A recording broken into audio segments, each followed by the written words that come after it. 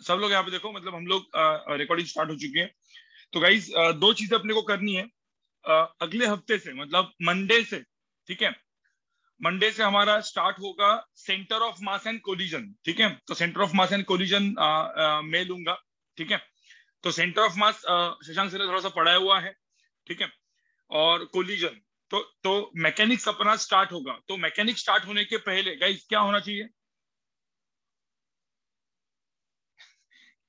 कोई कोई बोल रहे सर आप क्लास टॉपर की तरह लग रहे हो, एकदम नए न्यूज पेक्स नया है। ठीक है, कोई दिक्कत नहीं। ठीक है, तो आप लोग को थोड़ा सा रिवीजन पहले करके आना है। ठीक है, आप लोग को रिवीजन करके आना है गाइस, आपको रिवीजन करके आना है, मैं वापस बोल रहा हूँ।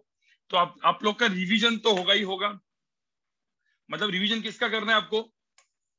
अगले लेक्चर में आपको रिवीजन करके आना है। मतलब मंडे को अपना स्टार्ट होगा centre of mass and collision. ठीक है, तो revision work energy power, kinematics, Newton laws of motion, circular motion, work energy power, थोड़ा सा क्विकली गो थ्रू कर लो। ठीक है, वैसे अपने को पहले 3 से 4 लेक्चर में लगने वाला नहीं है, पर 4 लेक्चर के बाद लगने वाला है। मतलब 2 हफ्ते अपने को लगेगा नहीं। ठीक है, बट उसके बाद जो अच्छे क्वेश्चन होते हैं, एडवांस के क्वेश्चन जो होंगे उनके लिए लगेगा। नीट वालों के लिए तो ज्यादा लगने की जरूरत नहीं है। मतलब ठीक है, कभी भी पढ़ के आओ भाई, पढ़ के आ जाओ। ठीक है, सो लेट्स स्टार्ट। मतलब ऑलमोस्ट सब लोग आ चुके हैं, क्विकली अपन स्टार्ट कर लेते हैं गाइज। तो मंडे, जो अगला मेरा मंडे होगा, मतलब ये जो मंडे आने वाला है, अपना मैकेनिक्स स्टार्ट हो रहा है भाई। मैकेनिक्स को अपन रिस्टार्ट कर रहे हैं। ठीक है, और मैकेनिक्स में भी आगे के 2 महीना अपना मैकेनिक्स चलेगा। ठीक है गाइज, आगे के 2 महीना अपना मैकेनिक्स चलने वाला है। मैकेनिक्स में क्या क्या बचा बचा है, ये 3 चैप्टर्स हम लोग करेंगे आगे के 2 महीने में। ठीक है, कोलिजन जो कल से स्टार्ट होगा, रोटेशनल मोशन। ठीक है, रोटेशनल मोशन एंड एसएचएम। ठीक है, और एसएचएम सिंपल हार्मोनिक मोशन। इसके बाद एसएचएम के बाद हम लोग वेव स्टार्ट करेंगे। ठीक है, और इतना होने के बाद अपना खत्म हो जाता है। इतना होने के बाद अपना खत्म हो जाता है पूरा का पूरा मतलब 11th स्टैंडर्ड एंड, अब ऐसा बोल नहीं सकते 11th standard, 11th and 12th का भी मैंने कुछ कुछ पार्ट किया हुआ है वैसे। इसके बाद आपके 2 ट्रैक चलेंगे गाइस। ठीक है, इसके बाद आपके ऑनलाइन में भी 2 ट्रैक चलने वाले। ठीक है, 2-2 घंटे के 2-2 ट्रैक चलने वाले। 2 ट्रैक तो अप्रैल में, मतलब अप्रैल में जून में आपके जो लेक्चर्स होंगे वो डबल होते हैं, डबल। जैसे अभी एक एक लेक्चर हो रहा है, लेकिन अपन लेक्चर का ड्यूरेशन कम कर लेंगे। मतलब 2-2 घंटे के लेक्चर होंगे या 1.5-1.5 घंटे के 2 लेक्चर्स होंगे। ठीक है, यस। तो मेरा और शशांक सर का से 2 ट्रैक चलेगा आपका, हमारा। ठीक है, ध्यान में रखना। तो सिलेबस, यस, सिलेबस दौड़ेगा। तो वो जनरली हर, मतलब अप्रैल मई जून में होता है। मतलब एटलीस्ट 1.5 महीना तो डबल ट्रैक चलता है। ठीक है गाइस, तो मैं इलेक्ट्रोडायनेमिक्स वाला पार्ट करूंगा, सर मॉडर्न फिजिक्स वाला पार्ट करेंगे। तो इस तरीके से वो चलता रहेगा। ठीक है, ओके।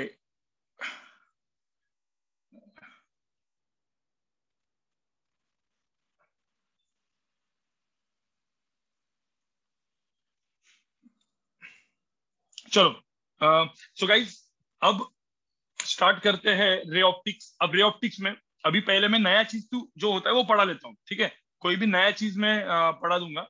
ठीक है, नया चीज देखो यहाँ पे क्या है, प्रिज्म। ठीक है, सबने पढ़ा है, सबने ये। और जो प्रिज्म में अभी पढ़ाने वाला हूँ ना गाइस, पहले अपन बेसिक पार्ट पढ़ा देते हैं जो सबने पढ़ा हुआ है।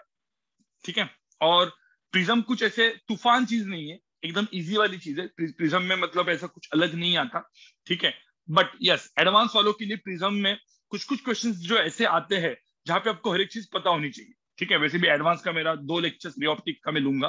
ठीक है, ये वाला मंडे भी लेक्चर लूंगा, और तो 2 अपने advance plus lectures ray optics के बचे हुए हैं। ठीक है गाइस, क्योंकि एक अपना कैंसिल हुआ था, और एक लेक्चर जो मंडे को होगा। तो 2 लेक्चर एडवांस प्लस के बचे हुए, तो उसमें भी काफी सारी चीजें मैं आपकी एडवांस की बताऊंगा, रे ऑप्टिक्स की। ठीक है, आज प्रिज्म फटाफट फटाफट खत्म कर लेते हैं गाइस। सो प्रिज्म गाइस देखो, यहाँ पे ध्यान में रखना, प्रिज्म में कुछ नहीं है। प्रिज्म एकदम सिंपल चीज है। प्रिज्म कैसे दिखता है पहले बताओ मुझे। प्रिज्म ऐसे दिखता है। ठीक है, ये हो गया प्रिज्म। प्रिज्म में सिंपल सी बात है, प्रिज्म में आपने देखा होगा, प्रिज्म कुछ भी मटेरियल का बना होता है, वो मटेरियल का रिफ्रैक्टिव इंडेक्स होता है, राइट। यस, जो आपने क्लास 8, क्लास 9, क्लास 10th में पढ़ा है वही प्रिज्म हम लोग देखेंगे। ठीक है, क्लास का बना हो सकता है, कुछ किसी का भी हो सकता है, राइट। तो अपन ने ऐसा पकड़े, जनरली तो प्रिज्म ग्लास का बना रहता है। अब इसको जो बोलते हैं, ये एंगल ऑफ प्रिज्म बोलते हैं, जिसको ए बोलते हैं हम लोग, राइट गाइस। फिर एक लाइट, एक रे आती है, देखो यहाँ पे एक रे आती है, इसको हम लोग बोलते हैं इंसिडेंट रे, आया सबको पता है। अब मुझे बताओ, ये प्लेन सरफेस है तो क्या होने वाला है, यहाँ पे क्या होने वाला है, इस रे का क्या होने वाला है, एक मीडियम से दूसरे मीडियम में घुस रही है तो बेंड होगी रे, अवे फ्रॉम नॉर्मल या टूवर्ड्स नॉर्मल, डिपेंड करता है कैसे बेंड होगी। तो उसके लिए अपने को नॉर्मल, ऐसे नॉर्मल ड्रॉ करना पड़ेगा, ठीक है। ये नॉर्मल मैंने ड्रॉ किया, इसको हम लोग बोलेंगे गाइस एंगल ऑफ इंसिडेंस आई। अब ये जो रे होती है वो यहाँ पे बेंड होगी, इसको कलर दे देते हैं सपोज, ठीक है, कुछ इस तरीके से बेंड हो गई रे, ठीक है। इसको हम लोग बोलेंगे एंगल ऑफ, अब यहाँ पे एंगल ऑफ क्या होता है, रिफ्रैक्शन, जिसको मैं R1 ले लेता हूं मैं यहाँ पे, ठीक है। अब ये टूवर्ड्स, समझ एयर से ग्लास में कर रही है तो टूवर्ड्स होगी। अब ऐसा भी हो सकता है कि ये पूरा का पूरा प्रिज्म कोई और मटेरियल में रखा हुआ है। देखो क्वेश्चन थोड़ा सा अच्छा करने के लिए लोग क्या करेंगे, पूरे का पूरा प्रिज्म को वाटर में डाल देंगे, मतलब ग्लास के प्रिज्म को वाटर में डाल दिया, तो अब यहाँ पे μ1 जो है ना वो चेंज हो जाएगा, μ1 μ2 अलग अलग हो जाएंगे। आप समझ में आ रहा है? अब जो मैं आपको बता रहा हूँ, मैं अभी एयर पकड़ के चलूंगा, क्योंकि एक अपना जो फॉर्मूला अपना डिराइव करेंगे ना वो एयर, मतलब प्रिज्म जो है एयर में रखा हुआ है, लेकिन प्रिज्म कहीं पे और रखा हुआ है, तो यहाँ पे आपको μ1 μ2 एंड μ1 ऐसा करके लेके चलना पड़ेगा, ठीक है। तो क्वेश्चंस अलग अलग तरीके के बन सकते हैं। अभी के लिए मैं एकदम सिंपल वाला लेता हूँ, आजू बाजू में भाई एयर है, ठीक है, ये भी एयर है, और अंदर जो है वो ग्लास है। तो एयर का जो रिफ्रैक्टिव इंडेक्स होता है आपको सबको पता है, म्यू इज इक्वल टू 1 होता है, म्यू इज इक्वल टू 1 आजू बाजू में, और इसका अपन लेते हैं म्यू, ठीक है। हाँ, अब ये जो है, ये जो रे है, अब रिफ्लेक्टेड रे है, ये वापस इस सरफेस के ऊपर गिरी, फिर वापस यहाँ पे मैंने नॉर्मल को ऐसे ड्रॉ कर दिया, ये मेरा नॉर्मल ड्रॉ हो गया, ठीक है। और ये रे जो है यहाँ से बाहर निकल गई, ठीक है। अब ये हो गई इंसिडेंट रे, ये हो गई इंसिडेंट रे, और इसको हम लोग बोलते हैं इमर्जेंट रे, राइट, इमर्ज होगी यहाँ से, तो इमर्जेंट रे, ठीक है। तो इसको हम लोग इमर्जेंट रे बोल सकते हैं। रिफ्लेक्टेड रे, तो अभी यहाँ पे देखो ना, ये रिफ्लेक्शन, ठीक है, अपन ER बोल सकते हैं, इमर्जेंट रे यहाँ से बाहर निकली, ठीक है। अब ये जो हो गया, अब यहाँ पे देखो एंगल्स को मुझे पता है, ये वापस इस सरफेस के लिए एंगल ऑफ इंसिडेंस है, एंगल ऑफ रिफ्लेक्शन है, बट अभी के लिए मैं नाम ले लेता हूँ यहाँ पे, इसको मैं R2 बोलता हूँ, और ये जो है, ठीक है, इसको मैं एंगल ऑफ इमर्जन, ठीक है। तो इमर्ज, आप यहाँ पे हम लोग कभी कभी लोग इसको I बोलते हैं, तो इसको I1 बोल देते हैं, डिपेंड्स, ठीक है, क्या अपन E बोल देते हैं अभी के लिए, ठीक है। तो ये हो गया ई एंगल। इतना मुझे बताओ, ये सबने पढ़ा है कि नहीं पढ़ा? अरे बचपन में था ना यार, ये बचपन में था कैसे, ये समझ में R1, इसको बोल दिया मैंने R2। अब कोई बोलेगा सर इसको तो I2 बोलना चाहिए आपको, ये सर I होगा तो इसको I2 बोलेगा, इसको E बोलेगा, नहीं मैंने अभी R2 लिख दिया, आपने कुछ भी लिख सकते हैं ना भाई। अरे हम लोग इस एंगल को कुछ भी बोल सकते हैं ना, तो प्रॉब्लम क्या है बताओ, ठीक है। ये 10 स्टैंडर्ड में था वैसे, तो फटाफट अब मुझे बता एंगल ऑफ डेविएशन क्या होता है, व्हाट इज डेविएशन। मैं कब बोलूंगा, किसी ने बोला कि सर डेविएशन क्या होता है, व्हाट इज डेविएशन, जैसे मतलब ये सपोज एक रे ऐसे जा रहा है और ये रे बेंड होके ऐसे हो गया, ठीक है, ये रे बेंड होके ऐसे गया, so what is angle of deviation, ये रे ऐसे जा रहा है, सो एंगल ऑफ डेविएशन मतलब क्या, ऐसे डॉट डॉट बनाने का, ठीक है, ये ऐसे करते रहने का, और ये ऐसे ही चला गया तो इसको डॉट डॉट करने का, तो ये जो होता है ना, this is called angle of deviation, right, this is called angle of deviation, ठीक है, इसको एंगल ऑफ डेविएशन बोलते हैं। इस तरीके का सिंबल लगा देंगे अपन, ठीक है, एंगल ऑफ डेविएशन का। अब मुझे बताओ एक सिंपल सी बात, रे ऐसे जा रहा है, एक एग्जांपल, एक छोटा सा एग्जांपल 1, ये ऐसे जा रहा है और रे सिंपली ऐसे ही चला गया, तो एंगल ऑफ डेविएशन कितना हुआ बताओ मुझे, इसके एंगल ऑफ डेविएशन कितना हुआ, 0 हो गया ना, 0 हो गया। एग्जांपल 2, सपोज रे जो है, रे ऐसे जा रहा है, ठीक है, रे ऐसे चला गया, एंगल ऑफ डेविएशन कितना हुआ, यहाँ पे एंगल ऑफ डेविएशन कितना हुआ, 90 डिग्री, ठीक है। एग्जांपल 3, कोई बोलेगा सर रे ऐसे जा रहा है, ठीक है, सीधा रे है ना एकदम ऐसा पूरा पीछे चला गया, एंगल ऑफ डेविएशन क्या हो गया यहाँ पे, एंगल ऑफ डेविएशन क्या हो गया यहाँ पे, 180 डिग्री। भाई ऐसे जा रहा है, सीधा ऐसे चला गया, एंगल ऑफ डेविएशन क्या होगा, 180 डिग्री, ठीक है। और 180 से ज्यादा होगा, ठीक है, 180 से ज्यादा होगा तो ध्यान में रखना, 180 से ज्यादा मतलब क्या, इधर ऐसे जा रहा है, ऐसे जा रहा है, तो तुम 180 नहीं, वो सारा तुम लोग को क्या करना है गाइस, 180 प्लस मत करो, 0 से 180 डिग्री पे ही रखो एंगल को 0 टू 180 डिग्री ही रखो, ठीक है। चलो, तो ये तो आपका मैथमेटिक्स के लिए बोल दिया मैंने, जिसको एंगल ऑफ डेविएशन। अब मैं वापस पीछे आता हूँ, यहाँ पे आप देखोगे इंसिडेंट रे एंड इमर्जेंट रे के एंगल ऑफ डेविएशन मुझे निकालना है, कैसे करोगे इसमें कैसे करोगे, तो इसमें डॉट डॉट डॉट डॉट करना पड़ेगा, देखो ऐसे डॉट डॉट डॉट डॉट करो, ये भी डॉट डॉट डॉट डॉट करो, और ये जो होगा this is angle of deviation.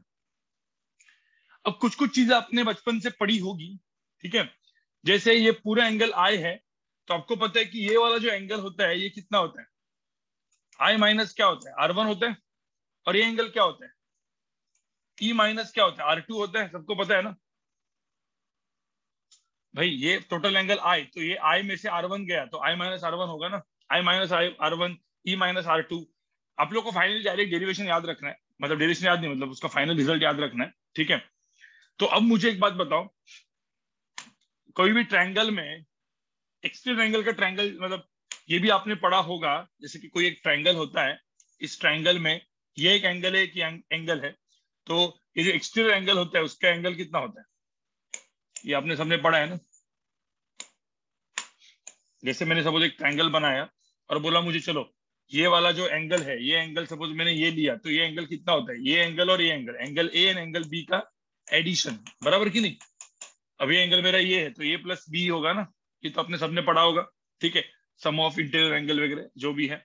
अब यहाँ पे अपन ने क्या करेंगे, इसमें आप देखोगे तो मेरा एंगल ऑफ डेविएशन जो हो गया, एंगल ऑफ डेविएशन क्या हो गया, ठीक है। चलो मैं एकदम नीचे लिखता हूँ, यहाँ पे नीचे लिखता हूँ, एंगल ऑफ डेविएशन यहाँ पे क्या हो गया, ये एकदम सिंपल वाली चीजें फटाफट फटाफट देख लो आप, ठीक है। एंगल ऑफ डेविएशन हो गया गाइस, ये I minus R1 plus E minus R2, ये सबको समझ में आ रहा है, ठीक है। R1 और R2 कर दिए, तो यहाँ पे एंगल क्या हो गया, I plus E minus R1 plus R2, ये समझ में आया, ये सबको समझ में आया, इक्वेशन नंबर 1, ठीक है। ये सब कुछ अपने को 8, 9, 10 में आपको ऑलरेडी आपने पढ़ा हुआ है, ठीक है गाइस।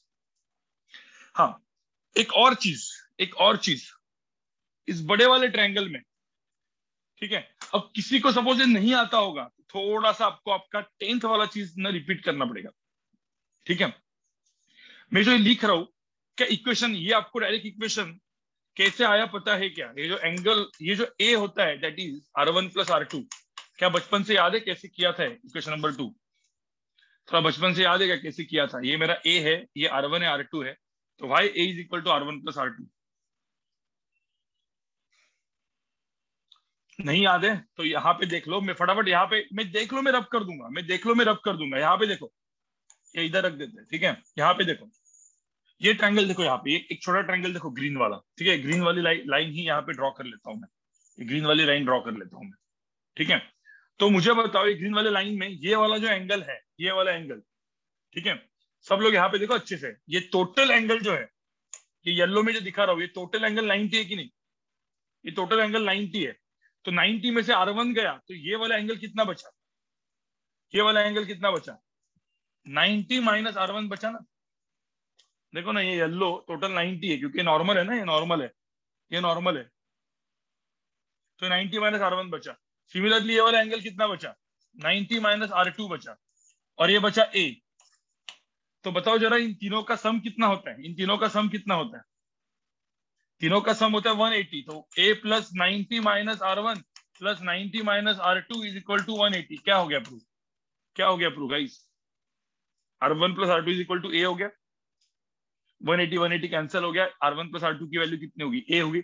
हाँ, अब कुछ कुछ चीजें जो आपको याद रखनी है, जैसे ये दो इक्वेशन जो है ना, ये दो इक्वेशन सीधा याद रख सकते हैं आप लोग, याद रख लो ना, याद रखने के लिए क्या है भाई, ठीक है। मैं एक बार वापस ड्रॉ करके दिखा दूंगा, ठीक है, आपको क्या क्या याद रखना है मैं ड्रॉ करके दिखा दूंगा, वापस बोलता हूं मैं, ठीक है।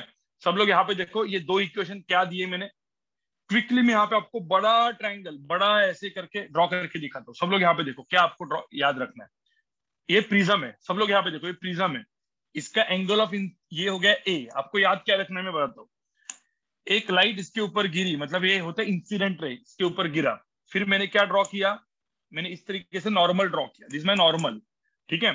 फिर ये जो रे हो गई, ये क्या हो गई, बेंड हो गई, ठीक है। इसको हम लोग बोलते हैं एंगल ऑफ इंसिडेंस आई, इसको हम लोग बोलते हैं एंगल ऑफ रिफ्रैक्शन, इसको मैंने R1 बोला।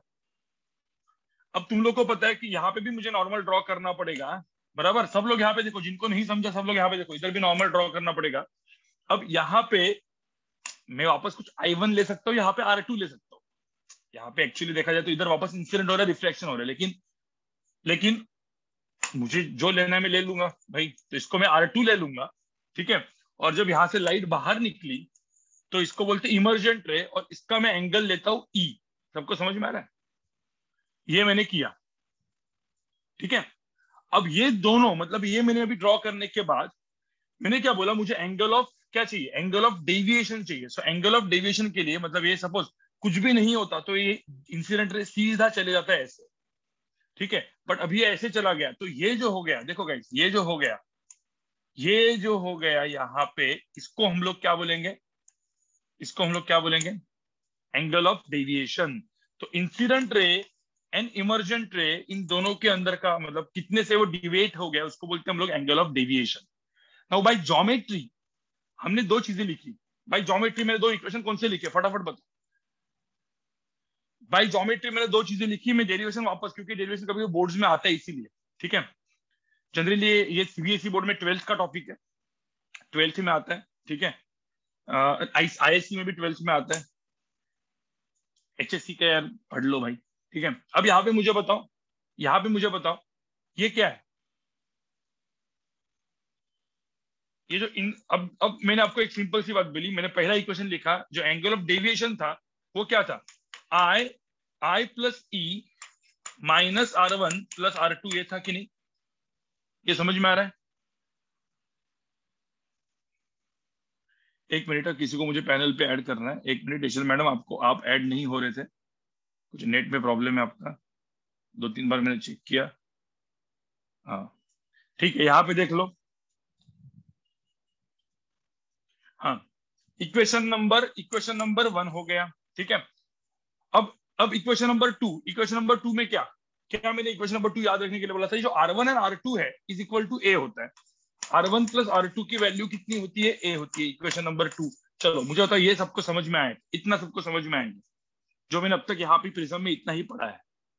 This is by geometry, simple by geometry, ठीक है। कोई बोलेगा कोई बोलेगा सर एंगल ऑफ डेविएशन क्या होता है, तो एंगल ऑफ डेविएशन, ये जो एंगल है ना, ये एंगल देखो, ये एंगल जो लिखा है मैंने, that is I minus R1। ये जो एंगल मैंने लिखा है that is E minus R2, तो इसीलिए मैंने सम ऑफ इंटीरियर एंगल करके लिख दिया यहाँ पे, ठीक है। अब मैं यहाँ पे लिखता नहीं हूँ क्योंकि मैं खाली फुकट यहाँ पे हर एक चीज नहीं लिखूंगा, सीधा आपको ये चीज दिमाग में रखनी है, ठीक है। ये चीज दिमाग में रखनी, इतना दिमाग में तो रख ही सकते हो आप। अब सब लोग यहाँ पे देखो, ये होने के बाद गाइस मुझे बताओ, लाइट ऐसे गिर गई या लाइट इधर से गिर गई, सेमी सेमी पाथ रिट्रेस होगा कि नहीं। सपोज सेम ई एंगल पे लाइट, सपोज इंसिडेंट ऐसे हुई तो सेम ऐसे ही जाएगी कि नहीं, बट ई एंगल पे होनी चाहिए, राइट, ठीक है। Left to right, right to left, doesn't matter, same ही होता है।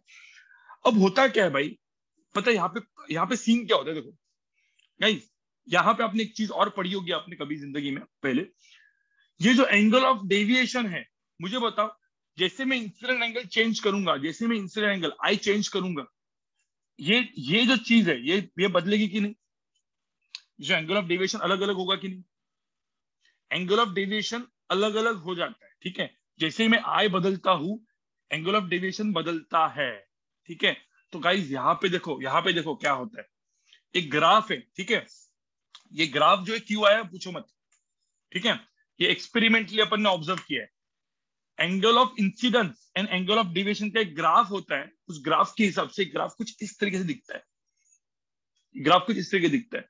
यहाँ पे मुझे बताओ ये क्या हो गया, एंगल ऑफ डेविएशन एकदम देखो यहाँ पे इस पॉइंट पे एंगल ऑफ डेविएशन सबसे मिनिमम है, this is minimum, angle of deviation is minimum. यहाँ पे डेविएशन क्या है, मिनिमम है guys, angle of deviation minimum होता है, ठीक है। बट कौन से आई पे गाइस, कौन से एंगल ऑफ इंसिडेंस पे मिनिमम होता है। अभी आप लोग ने मुझे बताओ डेरिवेटिव थोड़ा बहुत पढ़ा है कि नहीं, आपने डेरिवेटिव पढ़ा है कि नहीं पढ़ा है। हाँ, तो डेरिवेटिव सपोज आपने पढ़ा होगा तो आपको ये पता होगा एंगल ऑफ ये निकालने के लिए पता है आपको, इधर टेंजेंट जीरो होता है, slope of a tangent is zero, अपना मैक्सिमा मिनिमा कंसेप्ट। ये ऐसा वाला ग्राफ है जहां पे एग्जैक्टली इस पॉइंट पे, तो ये चीज, ठीक है, ये चीज को क्या करना पड़ेगा, इस चीज को क्या करना पड़ेगा गाइस, जीरो करना पड़ेगा ना इस ग्राफ में। इसको जीरो वीरो करके, इसका जो इक्वेशन है विद रिस्पेक्ट टू आई वो जीरो करके अपने को एक प्रूव करना पड़ेगा, लेकिन इसका प्रूफ है नहीं अपने को, डायरेक्टली अपन करते हैं गाइस।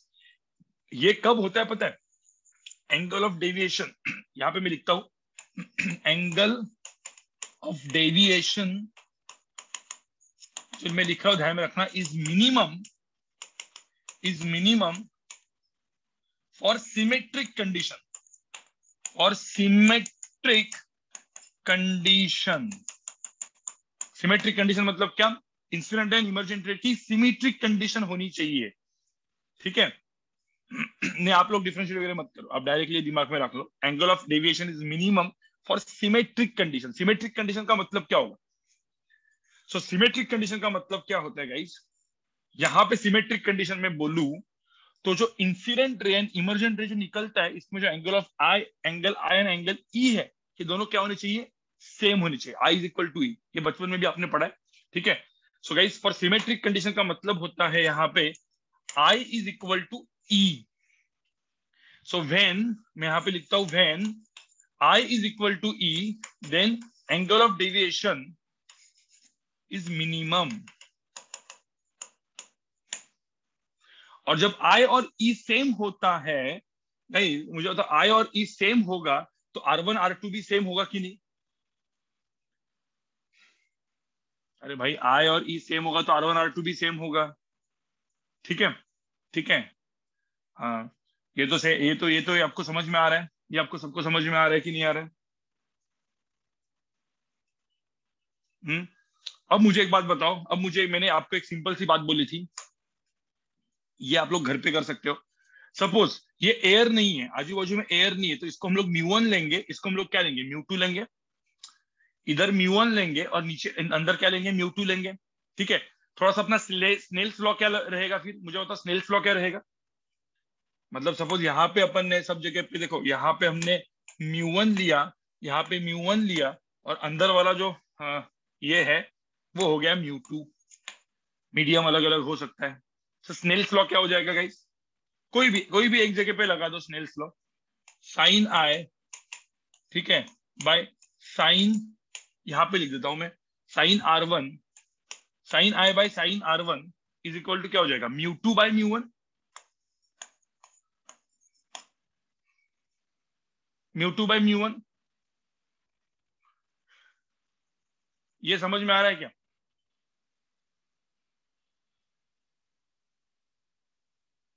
अरे स्नेल्स लॉ नहीं समझ में आएगा, इसमें क्या बोलते हैं, no sir, sine I by sine R1 is equal to म्यू2 बाय म्यू1 है, तो स्नेल्स लॉ था ना, स्नेल्स लॉ बताया था मैंने, ठीक है। Sine I by sine R1 is equal to म्यू2 बाय म्यू1, स्नेल्स लॉ था, दिस बाय स्नेल्स लॉ, सीधा, ठीक है। सेम चीज आप यहाँ पे भी लिख सकते हो, sine E by sine R2 is equal to म्यू2 बाय म्यू1, यहाँ पे ई बाय R2 भी कर सकते हो, इक्वेशन नंबर 1 इक्वेशन नंबर 2। अब मुझे बताओ, मैं अभी स्पेशल केस अभी के लिए म्यू1 में एयर लूंगा, आपको बाद में जाके सपोज कुछ एक्सप्रेशन लिखना है, कभी कुछ क्वेश्चन अलग से आता है जेई में या इवन नीट में, तो म्यू1 को मतलब वहां पे म्यू1 को म्यू1 रखना है, मतलब जैसे कि ये प्रिज्म जो है ग्लास का है, वाटर में डाला, या ये प्रिज्म जो है वो एयर का बनाया और बाजू बाजू में मैंने ग्लास डाल दिया, तो पूरा चेंज हो जाएगा, समझ में आ रहा है। तो अलग अलग केस होते हैं, म्यू2 एंड म्यू1 की वैल्यू डिपेंड हो सकती है, बदल सकती है, ठीक है गाइस। बट मैक्सिमम नीट के लोअर लेवल के क्वेश्चन, मतलब नीट के नॉर्मल लेवल के क्वेश्चन जो भी चल रहा है नीट और जेई मेन में, डायरेक्टली कुछ कुछ फॉर्मूले अपने को डिराइव करने पड़ेंगे जो याद रखना है आपको, ठीक है। तो इसलिए मैं ये नॉर्मल लेके चलता हूँ। तो म्यू1 की वैल्यू अपन अपने यहाँ पे के लिए air, for air it is 1, ठीक है।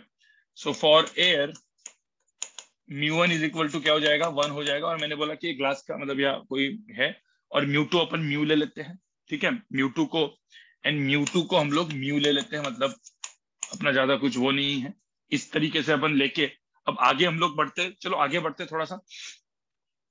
अब मैं जो कंडीशन यहाँ पे रखने वाला हूं, जो मैं यहाँ पे कुछ लिखने वाला हूं, ठीक है, for minimum angle of deviation, सब लोग यहाँ पे देखो, जो मैं इधर बॉक्स बना के लिखने वाला हूँ सब यहाँ पे मुझे बताओ।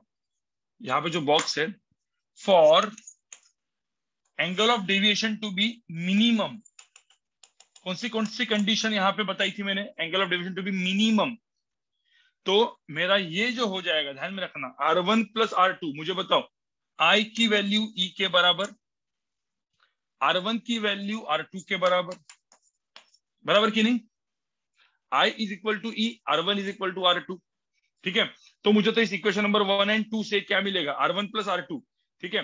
तो यहाँ पे R1 प्लस R2 मतलब क्या हो जाएगा, R प्लस R, कितना हो जाएगा यहाँ पे, तो R is equal to, from equation number 1 and 2 इन दोनों को यूज करके R की वैल्यू क्या हो जाएगी, A/2 हो जाएगी कि नहीं। देखो ना, R1 प्लस R2, ठीक है। मैं यहाँ पे फट करके लिख देता हूँ, R plus R is equal to A, तो R इज इक्वल टू क्या होगा, A/2 हो जाएगा। और ये क्या हो जाएगा, ये मिनिमम एंगल ऑफ डेविएशन यहाँ पे क्या बन जाएगा, I प्लस I, मतलब यहाँ पे 2I हो जाएगा कि I एंड E सेम है। 2I माइनस क्या हो जाएगा यहाँ पे, A। समझ में आ रहा है, समझ में आ रहा है। तो यहाँ पे ये थोड़ा सा जुगाड़ करके I की वैल्यू क्या हो जाएगी, minimum angle of deviation plus A divide by 2 हो जाएगा कि नहीं। देखो ना, I ये हो जाएगा जुगाड़ करके, जो मैं यहाँ पे लिख रहा हूँ।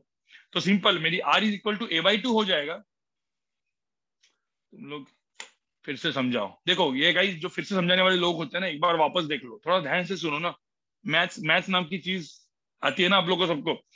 मुझे बताओ, angle of deviation is equal to, ये फॉर्मूला दिया है, ठीक है। अब मुझे बताओ R1 एंड R2 सेम है। अब R1 एंड R2 को मैंने लिख दिया R, ठीक है। तो यहाँ पे R1 एंड R2 को मैंने लिख दिया R, तो मुझे बताओ यहाँ पे क्या हो जाएगा, वापस रब कर देता हूँ। ये जो इक्वेशन है, सेकंड इक्वेशन क्या बन जाएगा, ये इक्वेशन क्या बन जाएगा, R प्लस R, क्योंकि R1 R2 को मैंने R लिख दिया, इज इक्वल टू A हो जाएगा। तो यहाँ से R इज इक्वल टू क्या हो जाएगा, A/2 हो जाएगा। और मुझे एक बात बताओ, यहाँ पे एंगल ऑफ डेविएशन मिनिमम की बात चल रही है ना, यहाँ पे एंगल ऑफ डेविएशन मिनिमम चल रहा है। तो मुझे बताओ, ये पूरा का पूरा जो चीज है, ये क्या बन जाएगा, 2R बन जाएगा। मतलब 2R मतलब क्या, A बन जाएगा ना। R1 प्लस R2 की वैल्यू ऐसे भी कितनी है यहाँ पे, सॉरी, R1 प्लस R2 की वैल्यू यहाँ पे कितनी है, वैसे भी A ही है ना यहाँ पे। और यहाँ पे क्या बन जाएगा, I प्लस E कितना हो जाएगा, 2I बन जाएगा। तो कोई बोल सकता है यहाँ पे ये क्या बन जाएगा, दिस 2I माइनस A हो जाएगा। तो I क्या हो जाएगा यहाँ पे, इसको इधर लेके जाओ। और ध्यान में रखना, यहाँ पे मिनिमम एंगल ऑफ डेविएशन का सिंबल लगा देंगे, और ये जो बन जाएगा मिनिमम एंगल ऑफ डेविएशन। जो तो ग्रीन में मैं जो कर रहा हूँ, now this green thing is valid for what, angle of minimum deviation, जब मिनिमम होगा तो ही, ठीक है। तो मुझे तो एंगल ऑफ मिनिमम डेविएशन, तो I इज इक्वल टू, अब मैं ये यूज करूंगा इक्वेशन नंबर 3, और इक्वेशन नंबर 4 क्या है मेरा, इक्वेशन नंबर 4 भी यहाँ पे लिखता हूँ, I आ गया। I की वैल्यू क्या आई, angle of minimum deviation plus A/2, ये सबको समझ में आया। इक्वेशन नंबर 4, देखो सेम चीज बचपन में की हुई है सब, ठीक है। वापस sine I by sine R की वैल्यू क्या है, μ2/μ1, काम खत्म। Sine I by sine R की वैल्यू क्या है, μ2/μ1। μ2 को म्यू ले लिया, μ1 क्या, अभी सपोज μ1 1 है यहाँ पे। तो यहाँ पे पूरा का पूरा, मतलब यहाँ पे हम डालेंगे, तो यहाँ पे देखो sine I by sine R, ठीक है। Sign I by sine R1, अब R1 is equal to R ही है, sine R is equal to क्या हो जाएगा, μ2/μ1। अब मुझे तो इक्वेशन नंबर 3 एंड 4 इसमें डाल दो, तो साइन I ये डाल दो, R ये डाल दो, क्या बन जाएगा, साइन ऑफ क्या, जो मैं यहाँ पे भी छोटा मोटा करके लिख देता हूं, अब यहाँ पे जगह नहीं है, ठीक है,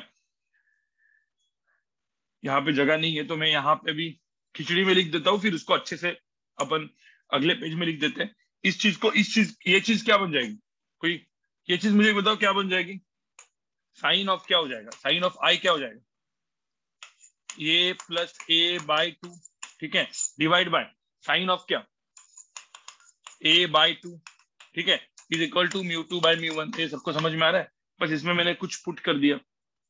अब ये क्या लिखा है मैंने, मैं यहाँ पे वापस लिखता हूँ, कुछ नहीं, साइन I और साइन R की वैल्यू यहाँ पे ये डाल दो, तो साइन I क्या होगा, ठीक है, ठीक है, साइन I डिवाइड बाय, यहाँ पे देखो ये एक स्टेप में यहाँ पे लेके आता हूँ, इज इक्वल टू क्या, μ2/μ1।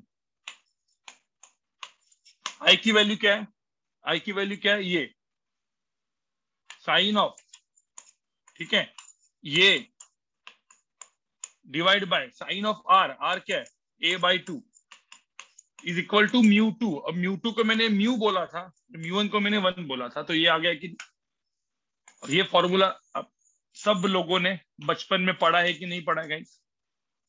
बचपन में पढ़ा है ना चीज?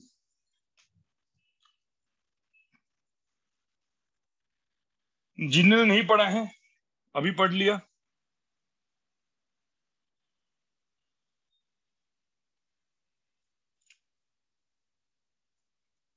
ठीक है, अब मुझे बताओ गाइस, गाइस अब मुझे बताओ, मैं आपको पूरा मैं आपको लिखना है, पूरा का पूरा डेरिवेशन लिखना है मुझे, ठीक है। अब यहाँ पे ध्यान में रखना, म्यू2 की वैल्यू मैंने म्यू ले ली और हम लोग ने एयर में रखा है, तो ये एयर मतलब 1 हो गया, ठीक है। तो यहाँ पे डाल दिया मैंने म्यू। अब गाइस ये जो है ना, ये बहुत दिमाग वाला, मतलब गाइस ध्यान में रखना, ये जो फॉर्मूला मैंने आपको बताया ये काम का चीज है, ठीक है, ये काम का चीज है। अब यहाँ पे और एक कंडीशन है गाइस, इसमें और एक कंडीशन है, और एक कंडीशन है। हाँ, ये कब की कंडीशन है, ये सिर्फ किसके लिए वैलिड है? This is only valid for minimum angle of deviation, valid for deviation to be minimum, बस इसके लिए ही है। तो इसको ये प्रूव करने में हम लोगों ने क्या क्या चीजें यूज की थी, ठीक है। आई और ई को इक्वल किया था, और R1 और R2 को भी इक्वल करके मैंने R लिख दिया था, ये चीज ध्यान में रखना। ये इसका बेसिकली कंडीशंस था, तो मिनिमम के लिए, इसलिए मैंने यहाँ पे देखो मिनिमम ये वर्ड यूज किया है। आपको समझ में आ रहा है? नॉर्मली मिनिमम नहीं होता है ना, तो आपको क्वेश्चन को सॉल्व करना पड़ेगा, ठीक है। इसमें कंडीशन है सिर्फ मिनिमम, ध्यान में रखना, नहीं तो अपने को क्या करना पड़ेगा बाद में, साइन आए बाय साइन आए। तो जेई एडवांस में जो क्वेश्चन आते हैं ये इसके ऊपर नहीं आते, ये जेई में नीट में इसके ऊपर डायरेक्टली क्वेश्चन आते हैं, जो फॉर्मूला आप लगा के सॉल्व कर सकते हो। जेई एडवांस में आपको sine I by sine R Snell's law लगा के क्वेश्चन सॉल्व करने में, मैं आपको बताऊंगा कैसे होते क्वेश्चन, ठीक है। अब आपको एक समझ में आया, लेकिन ये चीज समझ में आए, इसमें कोई दिक्कत है? इसमें और एक कंडीशन, एक और एजम्पशन, ठीक है। इफ कभी कभी जो मेरा प्रिज्म होता है ना, प्रिज्म, अब प्रिज्म जो होता है वो प्रिज्म का जो ये एंगल ए जो होता है वो भी बहुत छोटा है।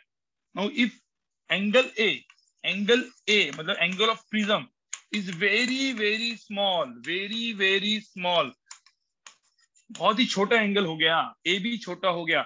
अब मुझे होता डेविएशन, एक तो मिनिमम एंगल ऑफ डेविएशन भी मिनिमम है, ठीक है। मतलब ये एंगल इस तरीके का हो गया, प्रिज्म देखो इस तरीके से हो गया, ऐसे वाले प्रिज्म देखो ना, ए स्मॉल हो गया, दिस ए स्मॉल, तो ए स्मॉल हो गया। तो एक बात बताओ मुझे, ये अंदर का साइन जो अंदर का टर्म है वो भी स्मॉल हो जाएगा, ये ए भी स्मॉल हो जाएगा, ए स्मॉल तो ए प्लस डेल्टा, ऐसा मतलब एंगल ऑफ मिनिमम डेविएशन भी स्मॉल, तो ये स्मॉल ये स्मॉल। आपको पता है जब ये एजम्पशन अपने आपको मैंने हमेशा बताया, साइन थीटा इस केस में अप्रोक्सीमेटली इक्वल टू थीटा होता है, याद है? When theta is small, when theta is very small, ये याद है कि नहीं? Sine theta is approximately equal to theta, tan theta sine theta tan theta सब सेम होता है।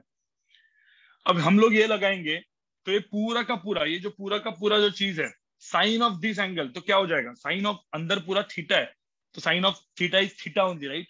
तो मैं इसको डायरेक्टली ऐसा लिख सकता हूँ क्या, साइन टर्म ही हटा दो क्योंकि बहुत ही छोटा हो गया है, साइन टर्म ही हटा दो क्योंकि बहुत ही छोटा हो गया है, नीचे वाला साइन टर्म भी हटा दो क्योंकि sine theta is approximately theta, theta is what, a/2। ये सबको समझ में आया क्या? Is equal to mu.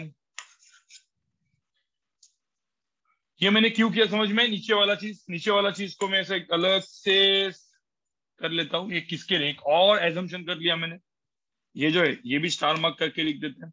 when sin theta is approximately equal to theta when theta is very small, theta बहुत ही छोटा है, ठीक है। तो मुझे बताओ ये जो है ये ऐसा हो गया। अब यहाँ पे मुझे 2 कैंसिल, ए इधर चला गया, इसको सॉल्व करके तुमको क्या मिला, इसको सॉल्व करके तुमको क्या मिला, एंगल ऑफ मिनिमम डेविएशन की value I guys, angle of minimum deviation की वैल्यू आई ए इंटू, और ये बाद में अपने को बहुत डिस्पर्जन वगैरह जब पढ़ाएंगे बाद में, वो तो एकदम बाद में पढ़ाएंगे, अभी नहीं पढ़ाएंगे, ऑप्टिक्स में नहीं पढ़ा था मैं इसको, इसमें बहुत काम आने वाला है। So this is my angle of minimum deviation which is a into mu minus 1, एक नया फॉर्मूला आ गया। बट ये फॉर्मूला भी कब आया, ये फॉर्मूला भी कब आया, when angle of prism is very small. समझ में आ रहा है क्या? समझ में आ रहा है क्या गाइस? ठीक है, सबको मैं सबको स्लाइड दिखाऊंगा। पहले मुझे तो क्या क्या हमने पढ़ा, ठीक है, मुझे बता सबको मुझे पहले बताओ। यहाँ पे किसी ने बोला कि सर प्रिज्म में क्या क्या चीजें याद रखनी, क्या क्या चीजें याद रखनी, तो मैं आपको बता दूं, ये डेरिवेशन कट शॉर्ट करता हूँ। ये जो डेरिवेशन हम लोग ने पढ़ा, पढ़ते पढ़ते लिखते लिखते थोड़ा सा समझो उसको। बट किसी ने बोला कि सर इसमें क्या क्या याद रखना है, ठीक है, हम लोग को जेईई एंड नीट में एग्जाम्स में क्या क्या याद रखना है, ठीक है। तो मैं सब कुछ फटाफट यहाँ पे एक क्विक रिवीजन देता हूँ आपको मैं, ठीक है। सब लोग यहाँ पे देखो, और ये एक पेज आपको बहुत दिमाग में रखना है, बाकी तो पूरा का पूरा डेरिवेशन, बाकी तो पूरा पूरा डेरिवेशन। क्या क्या याद रखना है मैं आपको बोलता हूँ। ये हो गया मेरा एंगल ऑफ प्रिज्म, ठीक है, ये एक पेज में आप बनाओगे बाद में। इसमें ये हो गया एंगल ऑफ प्रिज्म हो गया ये, ठीक है, ये प्रिज्म हो गया अपना। इसका रिफ्रैक्टिव इंडेक्स मैंने लिया म्यू, ठीक है, ये म्यू 2 कर सकते हैं, म्यू 1 कर सकते हैं, ठीक है। आपको क्या क्या याद रखना है मैं आपको बोलता हूँ। यहाँ पे इंसिडेंट रे आया, ये हो गया मेरा इमर्जेंट, ये हो गया मेरा रिफ्रैक्शन, और यहाँ पे हो गया ऐसे, ठीक है। तो इतना ध्यान में रखना कि ये वाला जो एंगल है, अब ये मैंने डॉट डॉट डॉट कर लेता हूँ ऐसे, और ये ऐसे ऐसे कर लेता हूँ। इसको हम लोग क्या बोलते हैं, ठीक है, इसको हम लोग बोलेंगे आई, एंगल आई। इसको हम लोग बोलेंगे गाइस एंगल आर। तो सबको सबको मुझे एक बात बताओ, सबको पहले तो आपको क्या याद रखना है, this angle of deviation is equal to क्या, आई प्लस, सॉरी आर नहीं, ई। क्या क्या याद रखना है बताओ मुझे, आई plus E minus R1 plus R2। सबको याद है? ये R1 हो गया, या R2 हो गया? पहले तो मुझे तो ये सबको याद है, ठीक है। जो जो मैं याद रखने को बोल रहा हूँ, ये इक्वेशन नंबर 1 सबको याद रखना है, ठीक है। इक्वेशन नंबर 2 क्या याद रखना है, एंगल ऑफ डेविएशन हो गया। उसके बाद R1 प्लस R2, इसकी वैल्यू क्या हो गई, ए, इक्वेशन नंबर 2। अब कुछ कुछ लोग क्या करते हैं गाइस, R1 प्लस R2 की वैल्यू ए, तो इसके जगह ए भी डाल देते हैं, तो you can even write A is equal to A. अब for minimum angle of deviation for delta, ये जो है, और टू बी मिनिमम, सिंबल ऐसा है इसको, ठीक है, दिस टू बी मिनिमम, क्या करना चाहिए, आई की वैल्यू ई की वैल्यू बराबर हो गई, R1 की वैल्यू R2 की वैल्यू बराबर हो गई, इज इक्वल टू आर हो गई। और आपको पता है, जब R1 एंड R2 की वैल्यू एंड आई एंड ई की वैल्यू बराबर हो गई, तो सिमेट्रिक कंडीशन, तो पता है ये वाला जो लाइन है, this is parallel to this line. ये पता है क्या आपको, पैरेलल मतलब ये जो लाइन जा रही है ना, अंदर वाला जो रे जा रहा है, ये लाइन एंड प्रिज्म का जो बेस है, they are both of them are parallel because exactly symmetric, क्योंकि आई और ई सेम है ना, ठीक है। चलो तो हो गया, ये आपको समझ में आया। फिर इसके बाद इससे आपको दो चीजें मिली जो आपको याद रखनी है, इससे आपको दो चीजें मिली जो आपको याद रखनी है। क्या, आई जो होता है, एंगल ऑफ इंसिडेंट जो होता है, वो आ गया by 2, और आर की वैल्यू a/2 आ गई। समझ में आ रहा है? ये जो था, ये इक्वेशन नंबर 3, इसको याद रखते हैं अपन, ठीक है, ये दोनों को बराबर। और जो फाइनल आपको याद रखना है, that is sine I by sine R, ठीक है। फाइनल आपको जो याद रखना है, that is sine I by sine R is equal to μ2 by μ1, ठीक है। Sine I by sine R1, that is sine R equal to μ2 by μ1। अब इसमें ध्यान में रखना R1 एंड R2 की वैल्यू R के बराबर थी, ठीक है। तो इसमें सब कुछ जुगाड़ अपन डालेंगे, तो सीधा अपना फॉर्मूला क्या आ जाता है, जो मेरे आपको याद रखना है, साइन ऑफ आई की वैल्यू ये है, ठीक है, तो ये प्लस a/2, और sine of a/2 is equal to μ2 is mu. तो ये वाला अपना एक फॉर्मूला आ गया नया वाला। तो इक्वेशन नंबर क्या आ गया, 4। तो इक्वेशन नंबर 1 2 3 4, और लास्ट में फॉर एजम्पशन क्या है, इफ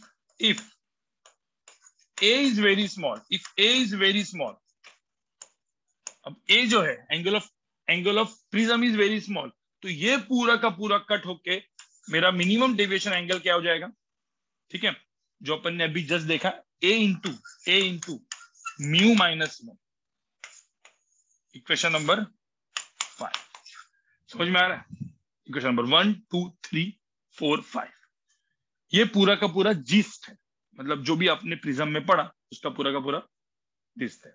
तो क्वेश्चन में दिया रहेगा, मतलब angle of prism A is equal to 1 radian 2 radian ऐसा दिया रहेगा, आपको समझ में आ जाएगा, सॉरी 1 डिग्री 2 डिग्री ऐसा दिया रहेगा, तो आपको समझ में आ जाएगा। इतना सबको समझ में है प्रिज्म में कैसे क्या करते हैं सब लोग गाइज, सब लोग समझ में आया क्या?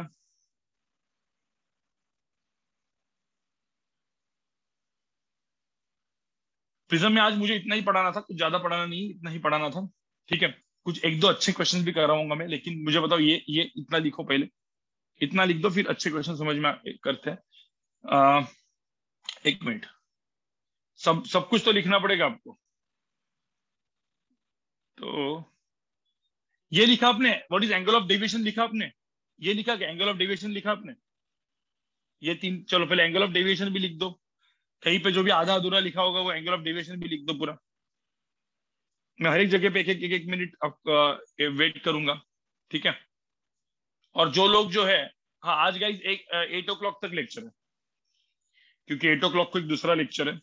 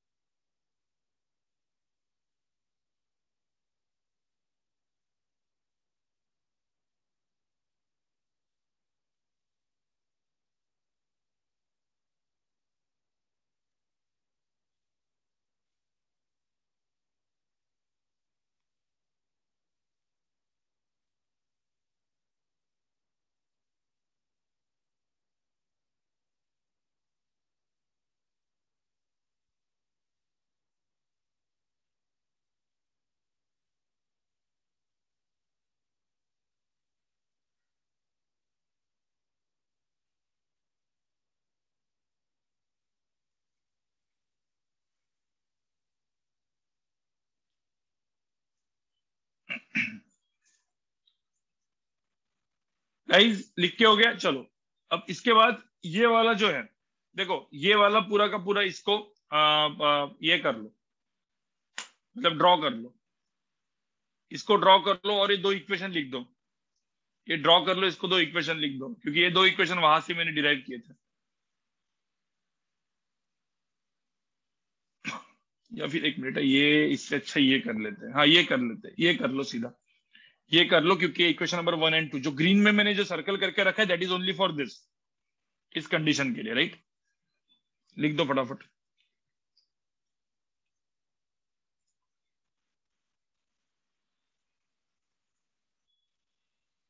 इक्वेशन नंबर 1,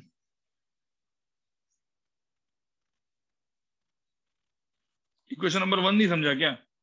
चले थोड़ा सा दिमाग लगा, तेरे को समझ में आएगा कहीं। ये आई है तो ये टोटल एंगल आई है, तो ये वाला बचा हुआ एंगल I-R1, ये I-R2, फिर sum of interior angle is this.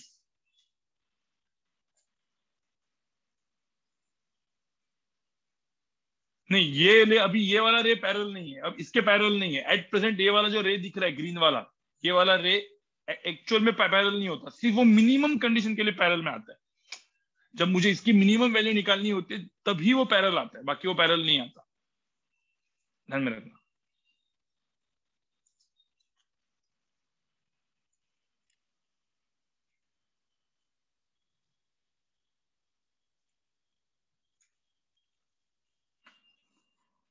मेरे को देखना दो कहाँ पे कुछ अच्छे क्वेश्चन है क्या।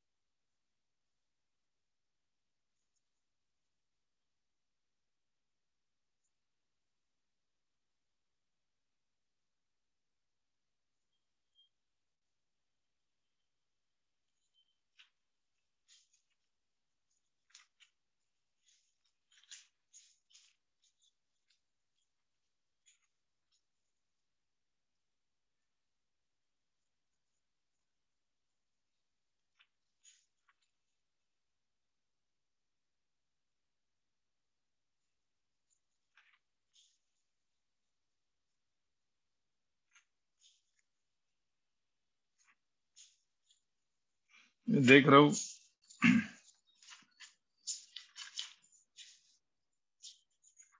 बहुत टाइम के बाद ये हाथ में लिया मैंने, डीसी पांडे का ऑप्टिक्स वाला वर्जन। ठीक है, ये लिख के हो गया क्या आपका? इसको इसको मतलब ये कर लो।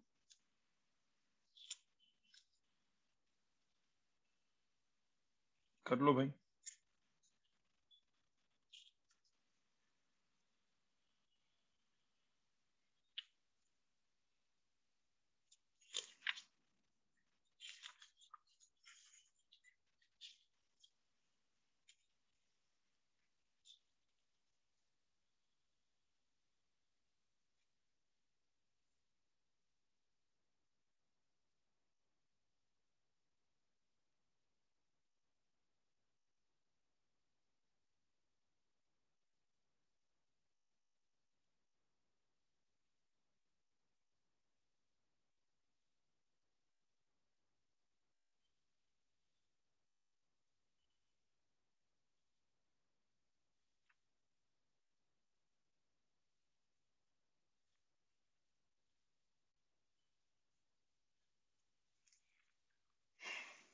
लिख के हो जैसे ही हो जाएगा बता दो भैया, लिख के जैसे ही हो जाएगा बता दो।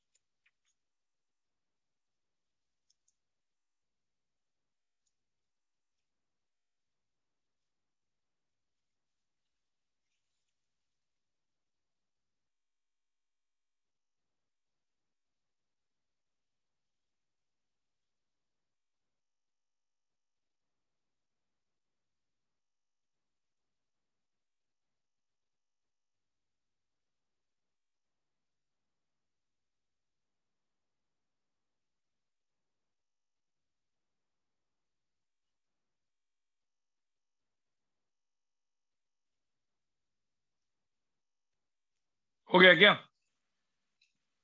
गाइस ये हो गया कि नहीं हुआ अब तक? ठीक है, कैश कैश कैशा,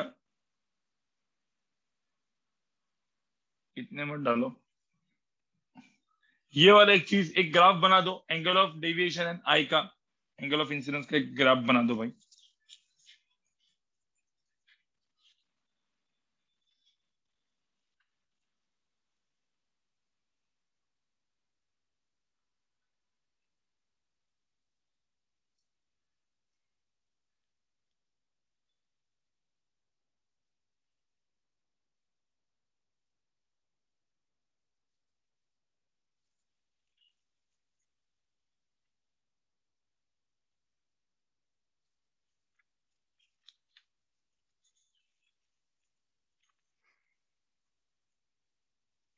ठीक है गाइस, हो गए, आगे बढ़े।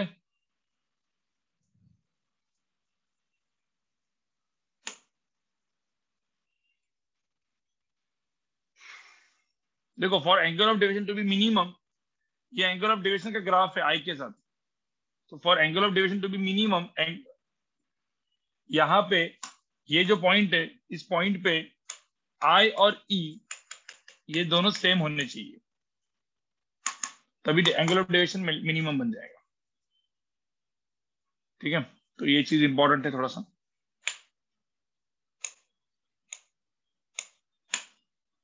क्या क्या याद रखना है आपको, वो मैंने भी आपको यहाँ पे लिखाया था, क्या क्या याद रखना है आपको।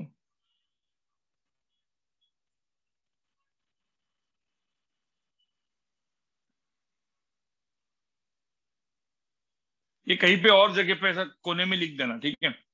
अब ये वाला जो था, मतलब ये आई ए डाल के, ये डाल के, when theta is very small, तो डायरेक्टली ये वाला फॉर्मूला भी आया था अपना, याद है सबको? मतलब ये वाला फॉर्मूला याद रखने के लिए बोला था।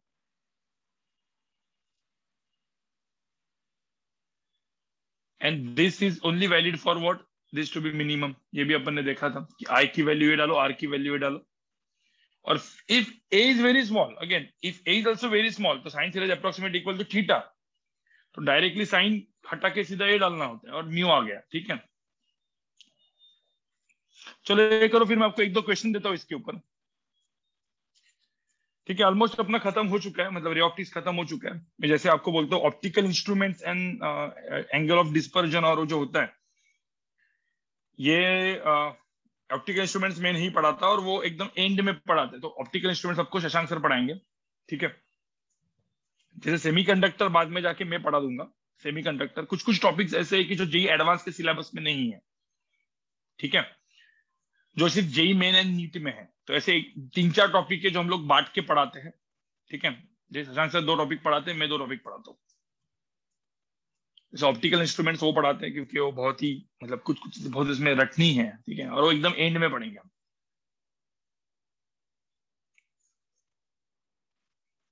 ठीक है, चलो ये कर लो, ये लिख दो, पढ़ते हैं अभी। एक क्वेश्चन पहले आपको मैं दे रहा हूँ।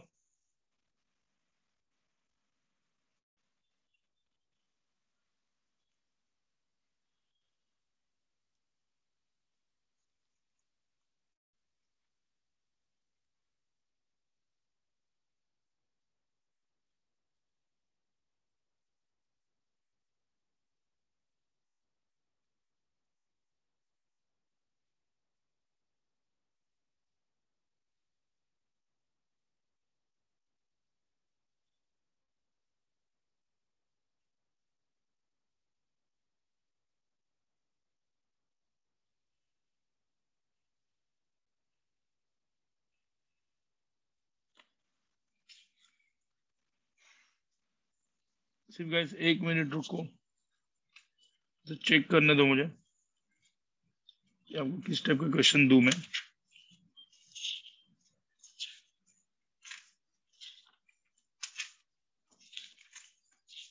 सिर्फ एक मिनट रुको गाइस।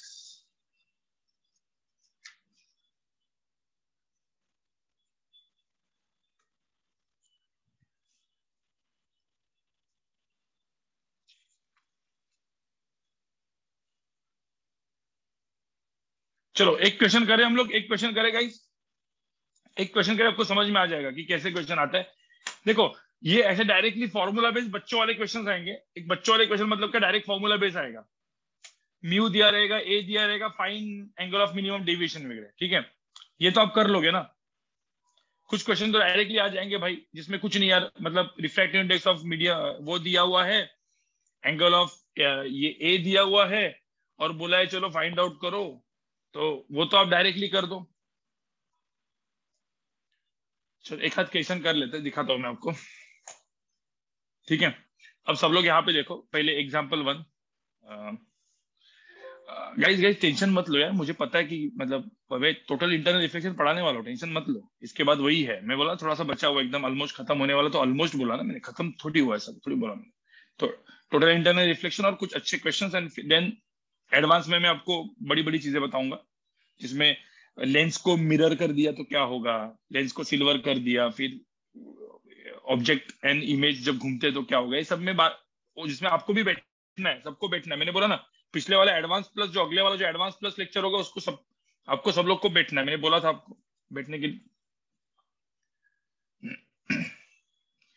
ठीक है, सब लोग इसका एक छोटा सा एक स्क्रीनशॉट लेके रखो, इस वाले पेज का स्क्रीनशॉट लेके रखो, क्योंकि जितने भी इक्वेशंस मैंने सब बताए थे इसमें है, राइट।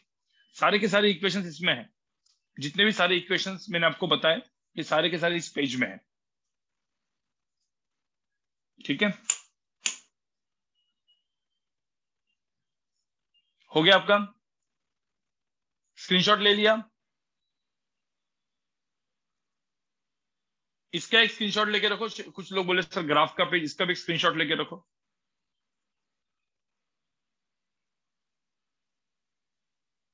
ठीक है, अब आगे देखते हैं। सब लोग यहाँ पे देखो अभी। गाइस, एक तो क्वेश्चन ऐसा आएगा, एग्जाम्पल वन, एकदम सिंपल।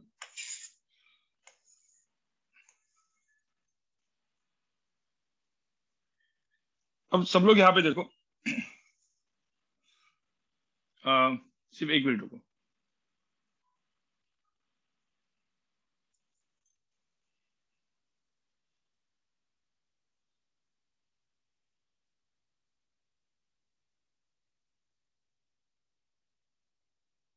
हम्म ठीक है, अब मैंने यहाँ पे दिया आपको, गाइस सब लोग यहाँ पे देखो, ये एक प्रिज्म है, ये एक प्रिज्म है जिसका म्यू दिया है, जिसका म्यू दिया है √3, और ये एयर में रखा हुआ है, बाजू बाजू में एयर है। इस प्रिज्म का एक क्या है, मतलब ये है म्यू इक्वल टू √3 है। एंगल ऑफ प्रिज्म जो है, angle of prism is given, angle of prism is given 60 degree. ठीक है, म्यू √3 दिया हुआ है, तो बोला है find find find minimum angle of deviation. बताओ मुझे मिनिमम एंगल ऑफ डेविएशन कितना होगा, जस्ट फॉर्मूला बेस्ड क्वेश्चन है। Find minimum angle of deviation, बताओ कितना होगा।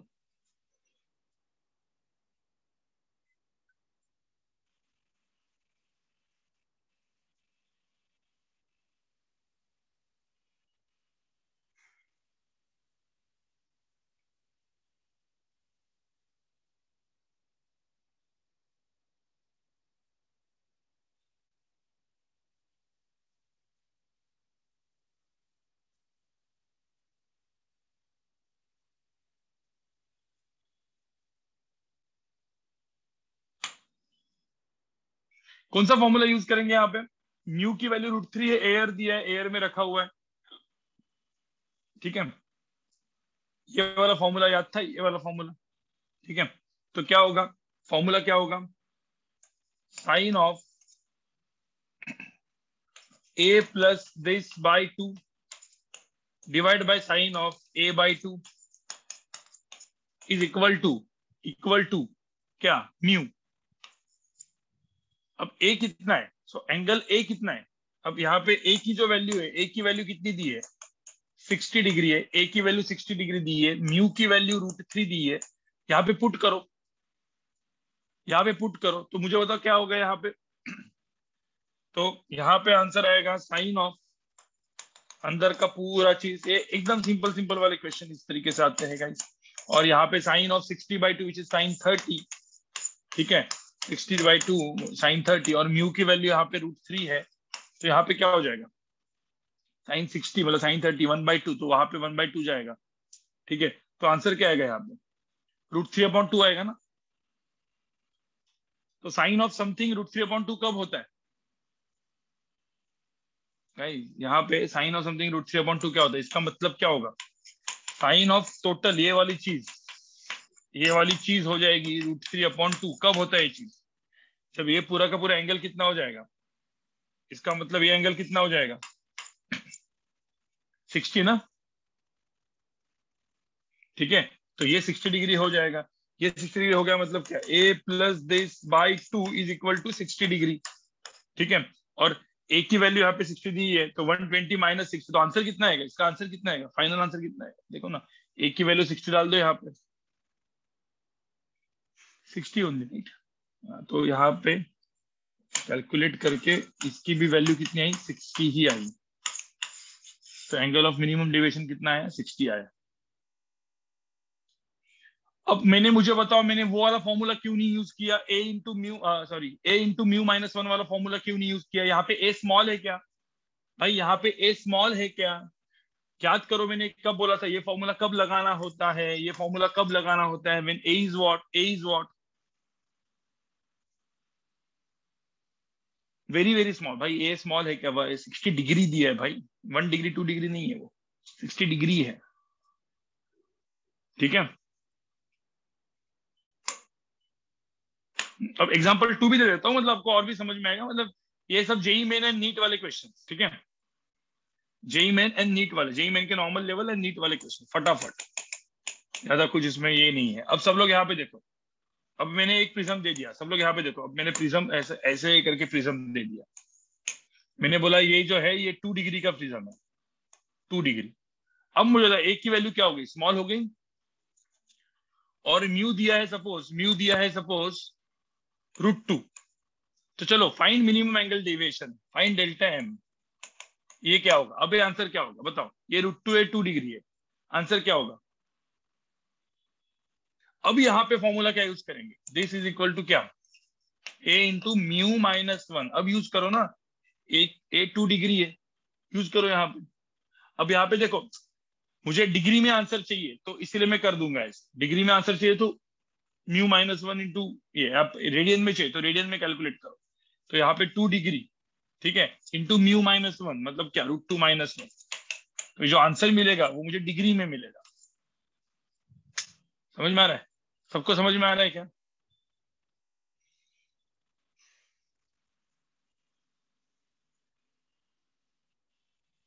सबको समझ में है कब ये फॉर्मूला यूज करना है और कब अपना नॉर्मल फॉर्मूला यूज करना है?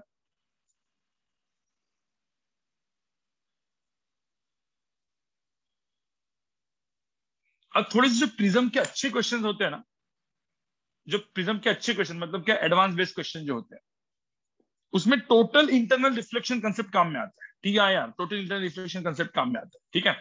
अब वो कैसे काम में आता है उसके पहले नॉर्मल वाला चीज तो मैं टोटल इंटरनल रिफ्लेक्शन तो बता दूं मैं आपको, TIR, ठीक है। एक मिनट, एग्जाम्पल 1 लिख लो, स्क्रीनशॉट ले लो इसका, इसका भी स्क्रीनशॉट ले लो।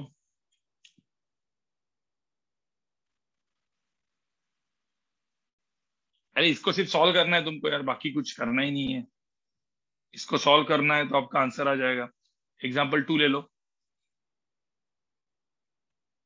देखिए यहाँ पे ध्यान में रखना, A is small, A is very small. अब एक्चुअल में देखा जाए तो 2 डिग्री भी बहुत स्मॉल नहीं है, और भी छोटा होना चाहिए, बट ठीक है, ये अप्रोक्सीमेटली लग सकता है, ठीक है। अब एक कंसेप्ट जो लास्ट का कंसेप्ट होता है, और उसको फिर मतलब कुछ कुछ कंसेप्ट बच्चे हैं मेरे, मैं ऐसा नहीं बोल रहा हूँ मेरे पूरे के पूरे, वो मैं एडवांस प्लस लेक्चर्स में बताऊंगा कुछ कंसेप्ट जो बचे हुए हैं, ठीक है, जो अच्छे लेवल के कंसेप्ट होते हैं, बट बेसिक तो हो ही गए सब कुछ। टोटल इंटरनल रिफ्लेक्शन, TIR बोलते हैं इसको, इसको हम लोग बोलते हैं टोटल इंटरनल रिफ्लेक्शन। ये कहाँ कहाँ पे काम में आता है मैं आपको बताऊंगा। What is total internal reflection, एकदम सिंपल सी बात है। देखो यहाँ पे क्या होता है, एकदम सिंपल।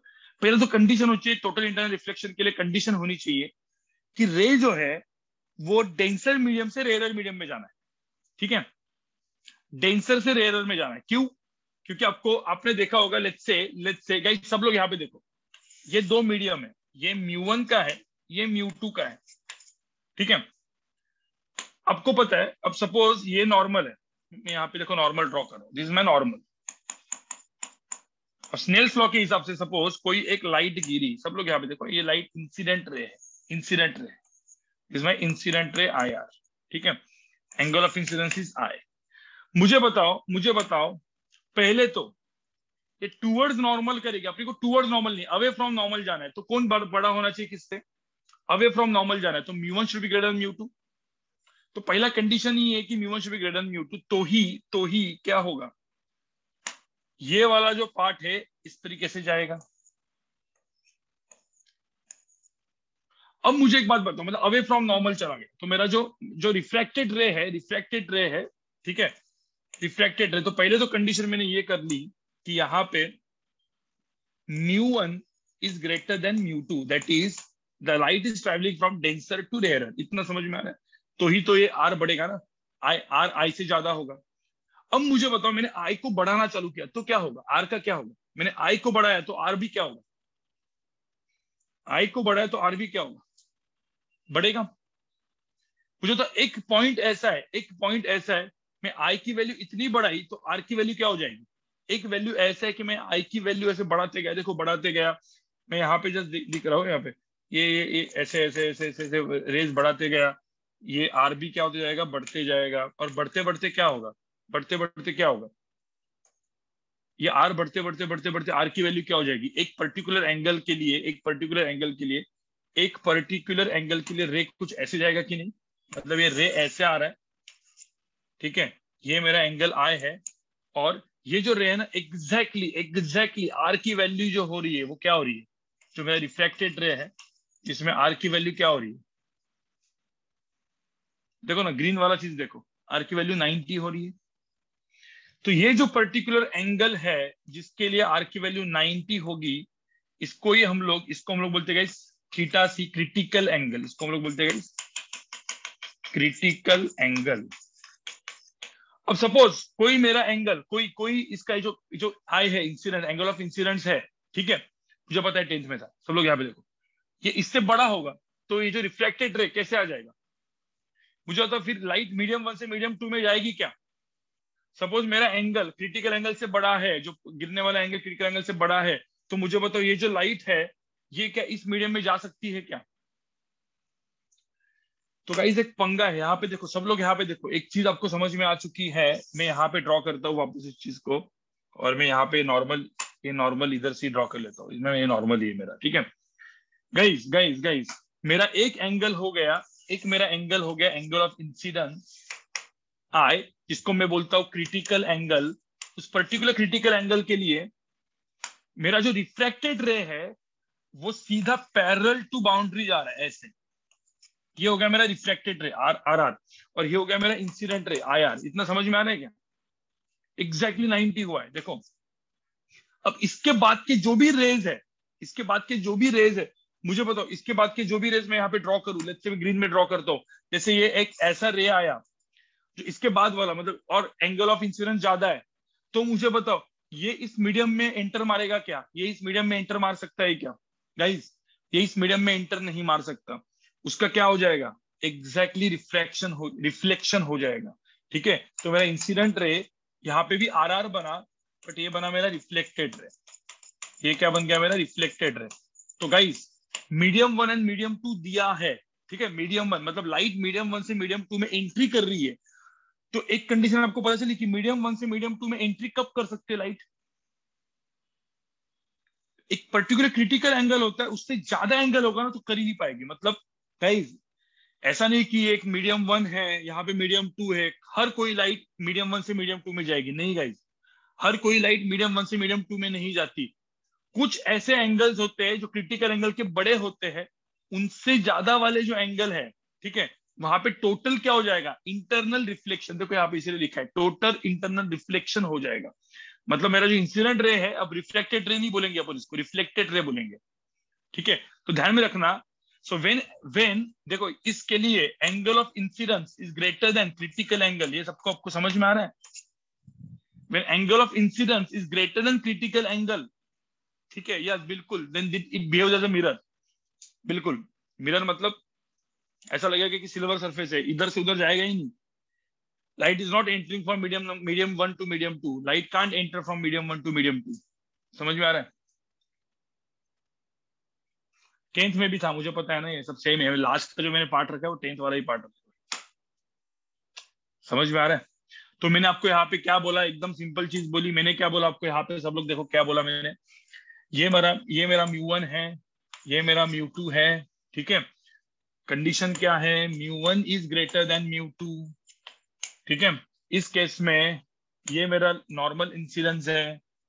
ध्यान में रखना, there is one angle which is called critical angle. देखो यहाँ पे there is one angle which is called critical angle, is called critical angle, जिसमें मेरा इंसिडेंट रे ऐसे आता है और मेरा रिफ्रैक्टेड रे ऐसे जाता है parallel. This is perfectly critical angle, this perfect critical angle. अब जो भी रेस क्रिटिकल एंगल के इस तरफ है, दे विल पास थ्रू, वो मीडियम 1 से मीडियम 2 में एंट्री मारेंगे। मतलब मैं एक रे दिखाता हूं, जैसे ये वाला रे है, ये इंसिडेंट रे है, कुछ एंगल ऑफ इंसिडेंट के साथ आया, ठीक है। बिल्कुल ये वाला जो रे है यहां पे गया, कुछ एंगल ऑफ रिफ्रैक्शन के साथ गया, ठीक है। स्नेल्स लॉ वैलिड है, स्नेल्स लॉ यहाँ पे वैलिड है रेड वाले रे को, ठीक है। कुछ रे जो ऐसे आया, जो मैं यहाँ पे दिखा रहा हूं, यहाँ पे देखो येलो में, जो ऐसे आया, जो क्रिटिकल, जब अब इसका जो आई है दैट इज क्रिटिकल एंगल से ज्यादा है, तो ये क्या हो गया? रिफ्लेक्टेड हो गया, ठीक है। तो यहां पे ध्यान में रखना, ध्यान में रखना, for particular critical angle parallel में जाता है, ठीक है।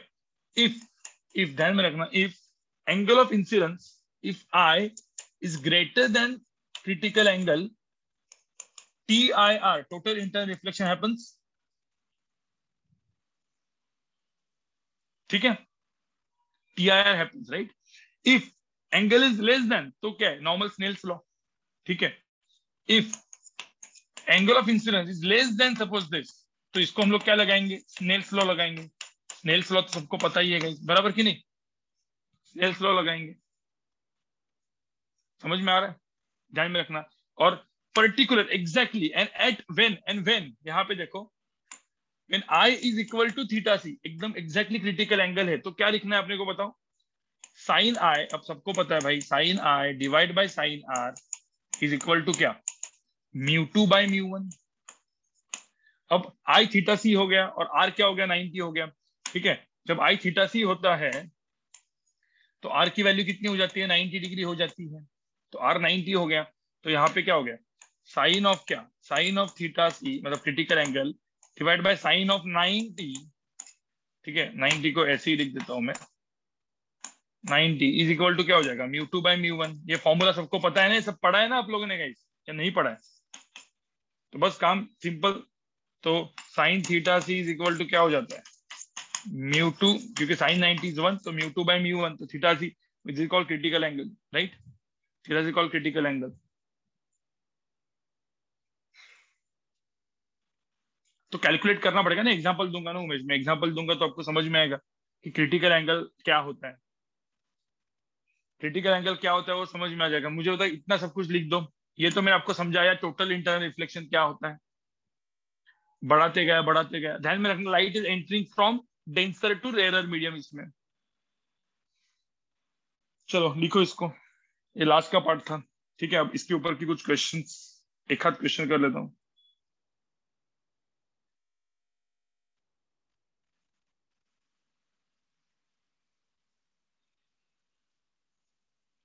ठीक है, एडवांस लेक्चर्स को सबको बैठना, मतलब एडवांस लेक्चर्स को मैक्सिमम सब लोग को बैठना है, क्योंकि एडवांस लेक्चर में मैं कुछ कुछ ऐसे पार्ट्स पढ़ाऊंगा जो कभी कभी नीट के अच्छे लेवल पे आते हैं, जेई मेन में तो आते ही है, तो जेई मेन वालों को तो बैठना ही है मेरा एडवांस प्लस लेक्चर, जो भी रे ऑप्टिक्स का एडवांस प्लस लेक्चर आएगा, ध्यान में रखना, रे ऑप्टिक्स का जो एडवांस प्लस लेक्चर आएगा सबको अटेंड करना है, ठीक है।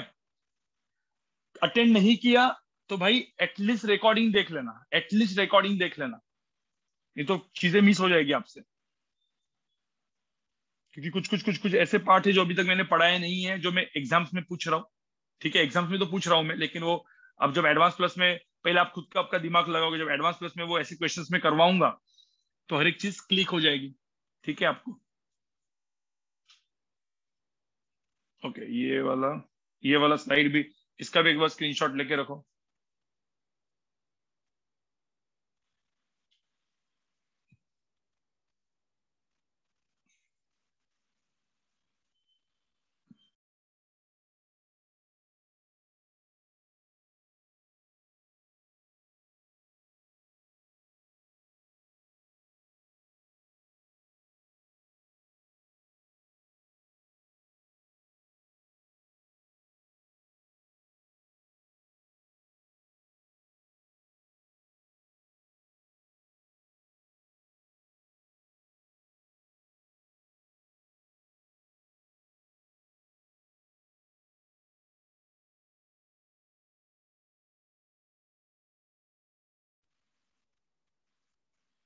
ठीक है गाइस,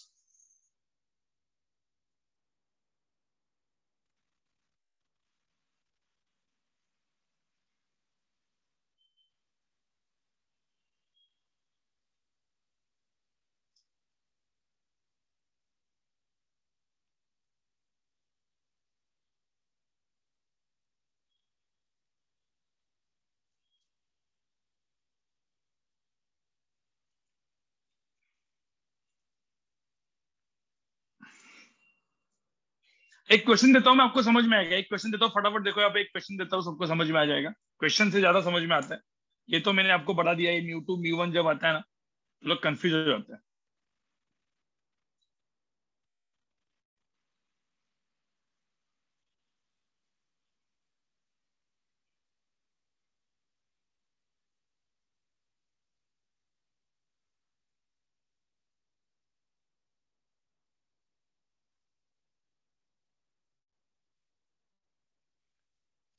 ये हमेशा ही आ जाता है यार, ठीक है, यहाँ पे देखो, ज्यादा नहीं, दो ही क्वेश्चन, फिर हम लोग मिलेंगे अगले लेक्चर में गाइस, क्योंकि मैंने सब बेसिक बेसिक बता दिया है। एग्जाम्पल 1 देखो, सब लोग यहाँ पे देखो, सपोज मैंने यहाँ पे एक ये क्वेश्चन देखो, यहाँ पे दो मीडियम है, इसका रिफ्रैक्टिव इंडेक्स √2 दिया है, इसका रिफ्रैक्टिव इंडेक्स 1 दिया है, दिस इज द म्यू, इसका म्यू 1 √2 है, इसका म्यू 1 है, ठीक है। तो एक लाइट एंटर कर रही है, तो मुझे बताओ इसका क्रिटिकल एंगल कितना होगा। एक लाइट एंटर कर रही है, देखो दो टाइप की लाइट एंटर कर रही है। एक लाइट एंटर कर रही है एंगल, ये फर्स्ट केस है, एंगल 30 के साथ, और एक लाइट एंटर कर रही है एंगल 60 डिग्री के साथ। तो मुझे बताओ रे नंबर 1, रे नंबर 2 किसका इंटरनल रिफ्लेक्शन होगा, किसका इंटरनल रिफ्लेक्शन होगा, कैसे कैलकुलेट करोगे। रे नंबर 1 आ रहा है 30 डिग्री, रे नंबर 2 आ रहा है 60 डिग्री, कौन इंटरनल रिफ्लेक्ट करेगा और कौन सीधा चला जाएगा।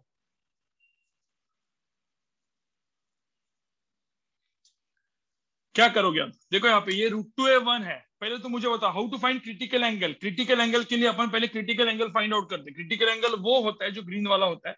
देखो यहाँ पे मैं ऐसे ही ड्रॉ करता हूं, एक क्रिटिकल एंगल है। क्रिटिकल एंगल वो होता है जिसमें रिफ्रैक्टेड रे 90 डिग्री पे जाती है, बराबर। तो हम लोग क्या लिखते हैं यहाँ पे, हम लोग क्या लिखते हैं, ये एंगल 90, तो साइन थीटा सी। देखो अपन क्रिटिकल एंगल कैसे कैलकुलेट करते हैं, sine theta C divide by sine 90। तो कुछ लोग क्या होता है डायरेक्टली फॉर्मूला नहीं, sine theta C by sine 90 is equal to क्या, μ2 अपॉन μ1, दैट इज 1 अपॉन √2।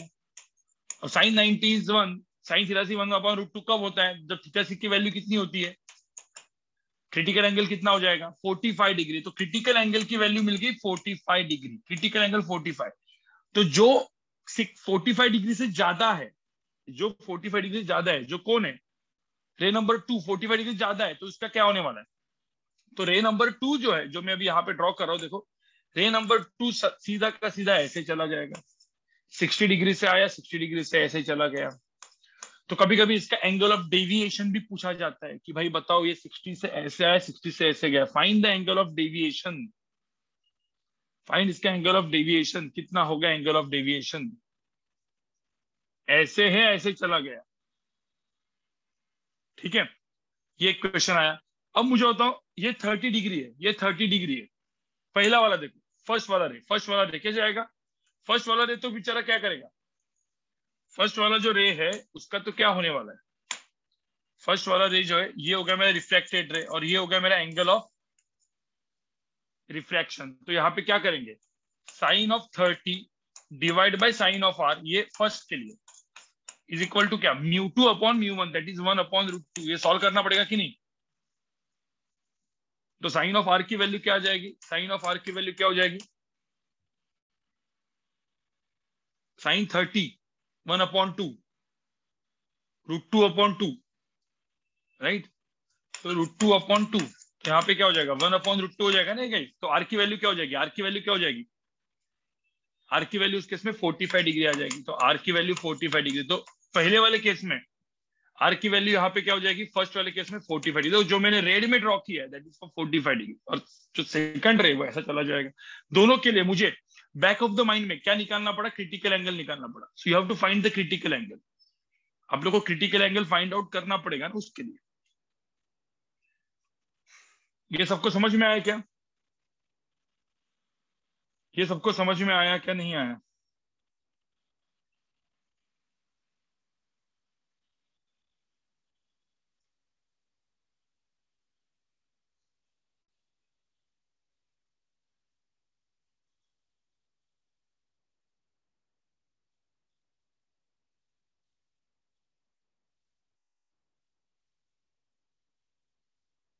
चलो ये मुझे बताओ सबको समझ में आया।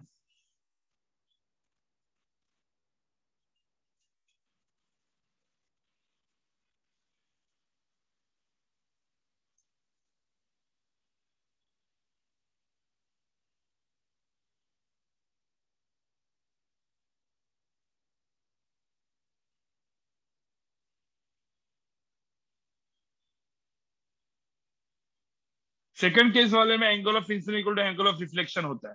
फर्स्ट वाले केस में 30 से गया, 45 डिग्री से चला गया। वो मतलब दोनों क्वेश्चन रखे, दो क्वेश्चन मैंने यहाँ पे करवाए। ये क्रिटिकल एंगल फाइंड आउट करा है, ये पहले वाले क्वेश्चन का आंसर है। फर्स्ट वाले क्वेश्चन का आंसर ये है। सेकंड वाला क्वेश्चन तो directly angle of incidence equal to angle of reflection है। चलो सबको समझ में आएगा। अब बहुत सारे क्वेश्चन इसके ऊपर बनते हैं, बहुत सारे क्वेश्चन इसके ऊपर बनते हैं, ठीक है। कुछ कुछ ऐसे क्वेश्चन भी हम लोग करेंगे बाद में, या फिर आप लोग करोगे। आपको पता है ये स्विमिंग पूल होता है, सब लोग यहाँ पे देखो ऐसा क्वेश्चन दे रहे थे, कॉइन होता है कॉइन। मुझे बताओ ये कॉइन में, ये कॉइन जो है स्विमिंग पूल से सब जगह पे दिखेगा क्या? अब जो एपरेंट डेप्थ वाला क्वेश्चन था ना वो अलग है गाइस, एपरेंट वाला डेप्थ वाला क्वेश्चन अलग है। जो अपन नॉर्मली देखते थे, नॉर्मली एपरेंट डेप्थ में जो अपन फॉर्मूला लगाते थे ना, v is equal to mu two by mu one into u, ये फॉर्मूला कहाँ पे लगता है?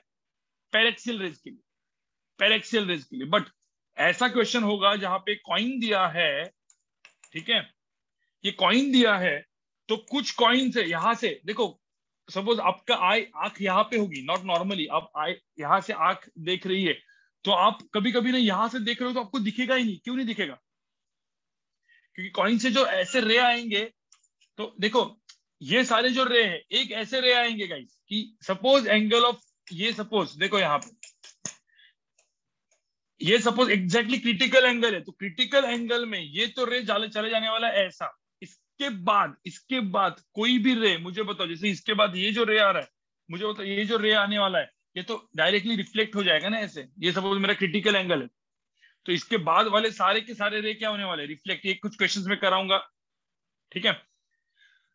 तो गाइस आपको पता है, मतलब क्वेश्चन में पूछा जाता है कि फाइंड दिस सर, एक यहाँ पे ऐसा सर्कुलर रीजन आएगा, उस सर्कुलर रीजन पे ही तक ही ये कॉइन दिखेगा। या सपोज मैंने यहाँ पे एक बैटरी लगाई, बैटरी टॉर्च या लेजर लगाया, तो भाई यहाँ पे जो टॉर्च है इसका लाइट सिर्फ इस सर्कुलर रीजन पे ही ये दिखेगा, इधर से दिखेगा ही नहीं। क्यों? क्योंकि यहाँ से बाकी वाले रेज बाहर ही नहीं आएंगे। ऐसे कुछ कुछ क्वेश्चन बनते हैं, ठीक है।